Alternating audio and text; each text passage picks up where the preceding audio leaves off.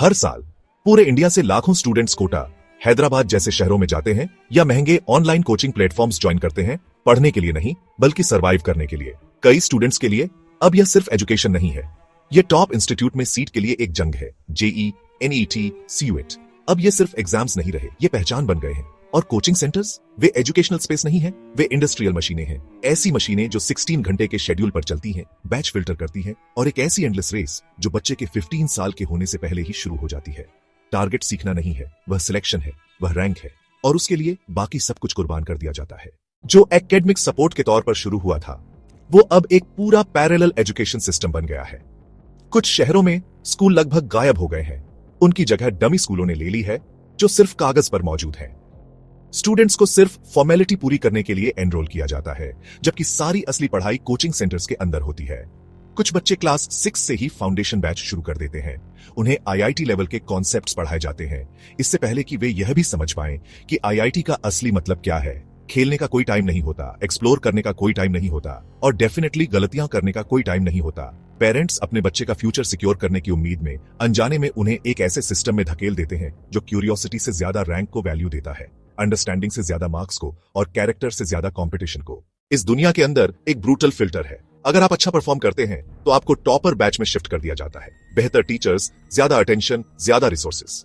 अगर आप पीछे रह जाते हैं तो आपको लोअर बैचेस में धकेल दिया जाता है, जहां आपको मुश्किल से ही नोटिस किया जाता है। धीरे धीरे कई स्टूडेंट्स को इनविजिबल महसूस कराया जाता है।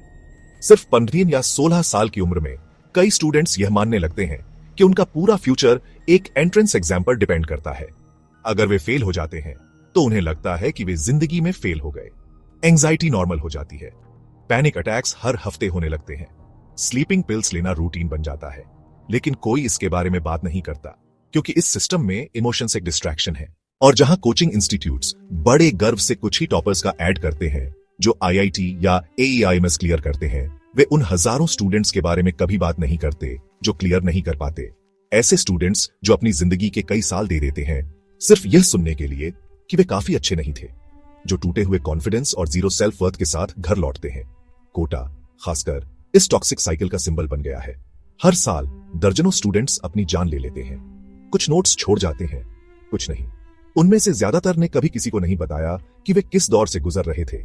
और फिर भी साल दर साल कुछ नहीं बदलता, क्योंकि हर स्टूडेंट सुसाइड के पीछे ₹1 बिलियन की इंडस्ट्री बिना ब्रेक के चल रही है। यह सिर्फ स्ट्रेस या कंपटीशन के बारे में नहीं है, ये एक ऐसे कल्चर के बारे में है जो बच्चों को मशीन में बदल देता है। एक ऐसा सिस्टम जो स्टूडेंट्स को सिखाता है कि एग्जाम कैसे क्रैक करें, लेकिन कभी नहीं सिखाता कि फेलियर से कैसे डील करें, पर्पस कैसे ढूंढें, या बैलेंस के साथ कैसे जिए। एजुकेशन को हमें और ह्यूमन बनाना था, लेकिन कहीं ना कहीं हमने इसे एक फैक्ट्री बना दिया। और अब वो फैक्ट्री एक पूरी जनरेशन को जला रही है, क्योंकि टॉपर्स बनाने की रेस में हम थिंकर्स, क्रिएटर्स और इमोशनली हेल्दी ह्यूमन बींग्स को पालना भूल रहे हैं। ये था पीओवी पर्सपेक्टिव ऑफ वरुण।